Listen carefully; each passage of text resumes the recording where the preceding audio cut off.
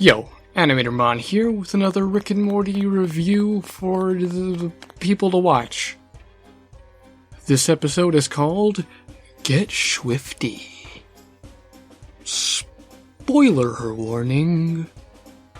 One interesting aspect of this episode is that we get to see Rick and government sort of mix more than we have before. And it goes pretty well. You know, the president actually likes Rick pretty well, which is actually not what I would have predicted. Kind of an interesting twist on what we probably thought would have happened if Earth government and Rick crossed. It's also really weird to see like people know about Rick and like what the stuff he can do and things like that. It's just I never really pictured it. And I'm not sure if they're going to go anywhere with it. Probably just nothing at all, but it's just really weird to see. I did really like the Pentagon joke. It really, makes the universe seem a lot bigger with jokes like that. Like, oh, because now you think, oh, there's a Pentagon, there's another Pentagon, one not on Earth, that's really awesome or something. Maybe we'll go to that later, but, or maybe not, I don't know.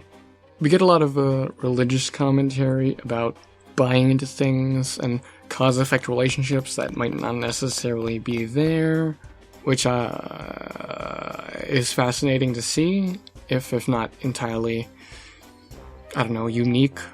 I've definitely seen this in other places, in other shows. But it's it's the Rick and Morty twist on it. It's nice. It's a serviceable B-plot with some interesting commentary. Rick and Morty have really weird singing voices. I mean, it kind of threw me for a loop to hear. I don't know, I'm not sure why they sound so weird when they sing. Like, Morty sounds kind of lemon-grabby when he sings. In this episode, we see Morty being a lot more assertive over Rick.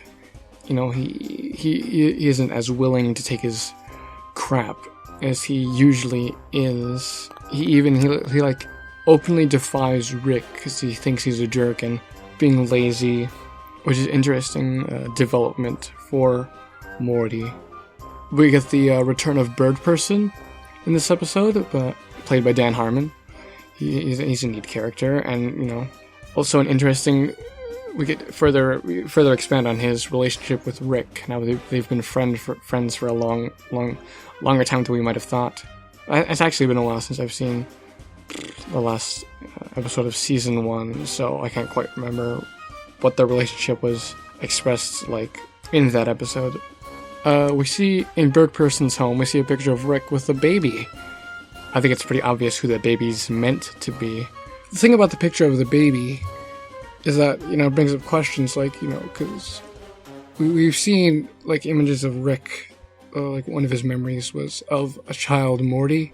But, the question was, the question is, when did this occur? Because I always believed that Rick was gone from Beth's life for years and years and years, and only showed up recently. So apparently something happened in between that time, because he met Morty. So I'd like to learn more about that. I find it very fascinating the way Rick acts after Morty leaves. Like, the whole time he's been calm and cool and telling Morty to calm down and chill. But when Morty leaves and he's on his own, and he gets nervous and like starts freaking out, and he can't play a good song now. And it's really cool to see a back and forth with those two. Rick needs Morty just as much as Morty needs Rick, and they learn from each other, and they're better because of each other. Well, this episode there wasn't really as much to talk about as like previous episodes, but still good episode. Although I've heard people say it's not as good as Rick and Morty usually is. I still like it a lot. Join me for my next video to talk about the next episode of Rick and Morty. Catch you on the flip side.